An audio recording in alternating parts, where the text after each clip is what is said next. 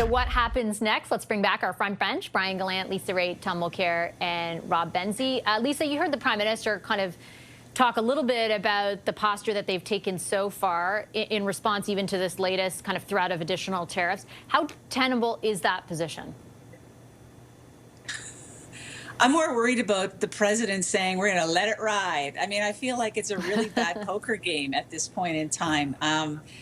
And that's kind of where we are. And unfortunately, the table stakes are a lot of people's houses and jobs and serious economic impacts. So I think we can take it at face value that the Americans are going to be difficult to get back to the table. And in that absence, the Prime Minister has to figure out the best way to get the economy running in the short, medium, and long term. So everything now swivels and points very focused wise on his budget on November 4, his competitive climate paper, and on his defense procurement strategy. All of this stuff is going to come out by Christmas. None of it's going to be done very easily, but it's going to have to get going because we are now in the hands of President Donald Trump as to when he wants to recommence negotiations. And even if he does, it looks like two of our big sectors, in being auto and forestry, are left out of the mix. Brian, let's take the first of those three things Lisa pointed to in the budget. A week from tomorrow, it'll be tabled in the House of Commons. How do you expect, or how should we expect, what has just taken place to inform what we hear from the Prime Minister? And not even as much from a content perspective, but from a communications perspective. Right. It's an interesting question because I'm fascinated by the speed in which they're doing this, and not necessarily that they hadn't had a few months to get her done, but obviously with the idea that they got elected, there's all that sort of, let's call it what is, a bit of chaos as you're trying to staff up, you're trying to figure everything out as you're sort of getting running as a government, which is completely normal. So the idea of kind of putting a budget together in the climate that we're in, given all of that and being a new Prime Minister, it'll be interesting to see exactly where they land with it all. And of course, to your point on the sort of substance, I mean, my sense would be that you're just going to hear a lot of the same. I think you're going, and not that that's necessarily bad or good, but I think it's the idea that Prime Minister Carney and his government will talk about we need to diversify. We need to go and build some big things in this country to be able to really get our sort of our house in order, as one would say. We need to ensure that we bust down some internal trade, things like that he can control. It'll be tough to see a budget where we all want to see something happen with the trade conflict, but that's just not something, as Lisa pointed out, that they control. So they're going to try to put in some things in there that will make some sense to Canadians as a thoughtful response to the situation we find ourselves in. And then, of course, not necessarily related to your question, but we are going to see, I believe, some expenditure reductions with regards to the civil service and some other programming. So it'll be interesting to see how they sort of bring all that into one theme about we need to do this to sort of deal with the new reality that we're facing with this trade conflict and it continuing longer than anyone would like to see. Sort of what Brian said makes me think of the address, I think Lisa pointed out in the last round, Tom, that the Prime Minister gave last week. Like, if it's more of that, and that is the communication and the messaging around the budget, is that enough to meet the moment for Canadians? No, it's definitely not. And they've been using terminology that is usually considered kryptonite by politicians, going after the word austerity and using it to describe what you're going to do. Austerity equals very hard times for the average working family.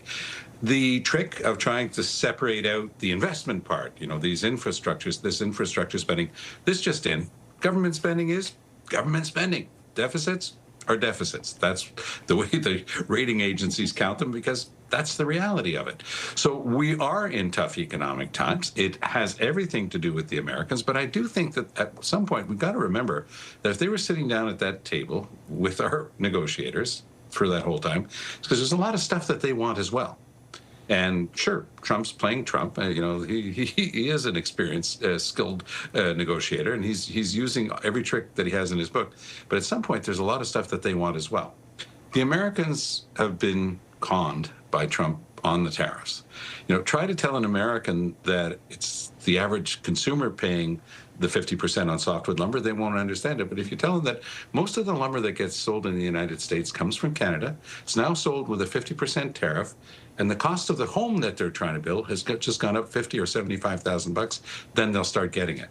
But even there, Trump has come up with alternative facts because he's named a new person in charge of coming up with economic statistics for the states.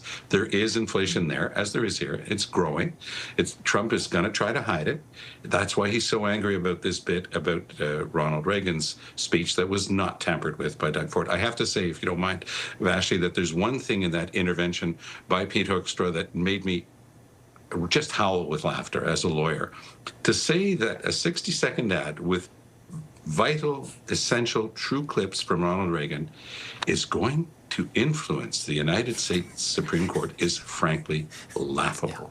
So when you're down to that level of malarkey, and I have other words that I can substitute for that, you know that you're playing a game.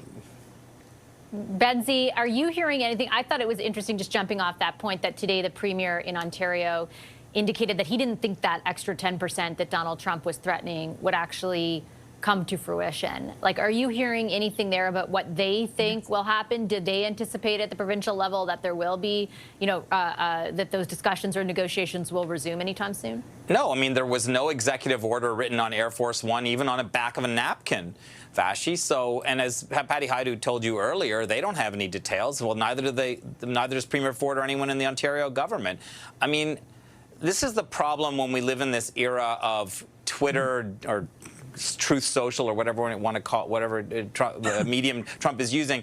It's just reactive and petulant, and it's, every little brain fart that comes into your head goes on out in the world. If you can say that on television, I apologize if you can't. But it is just bizarre to me that it's just bizarre to me though that we take these tweets as the law. Well, I mean, it's amazing. The United States Congress does have some say in matters. The U.S. Supreme Court is going to have some say in matters. It's clear to me that Mr. Trump is rankled and rattled about that, about the ad, because he's worried about what the Supreme Court's going to say. And I mean, to Tom's point, if you're a Supreme Court justice, you're one of those 9 justices looking at the case, what is the emergency exactly? What is the reason for these tariffs? The petulance of one man. And he proved it by saying, I'm adding another 10%, which he probably won't end up doing, but I'm adding another 10% because I didn't like a 60-second commercial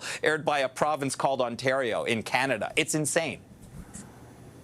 It may be, but at the same time, even when it comes to the Supreme Court, Lisa, like, that is going to rule on the reciprocal tariffs, and those are the ones Congress is supposed to have some say over. He still has the ability, as he has done with the 232 ones, to add layers onto that if he wants, even if the Supreme Court decides against him, which is a big question mark at this point. Yes, I think it's right to say that he's definitely worried, but we don't know for sure what the outcome of that is going to be. By all that, I mean to say, like, I don't think all of a sudden the tariffs are about to disappear, even if there's 50 decisions against him.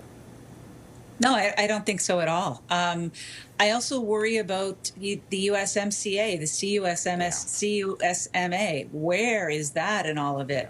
And how does that play out? That's a big one for us. That's still in activity. And that's a good talking point for the Prime Minister, quite frankly. He gets to say that 85% of our goods are covered under a free trade agreement.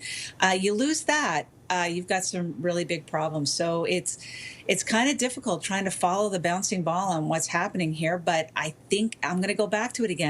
The government owes us an explanation at this point in time. There's a lot of angst out there in society.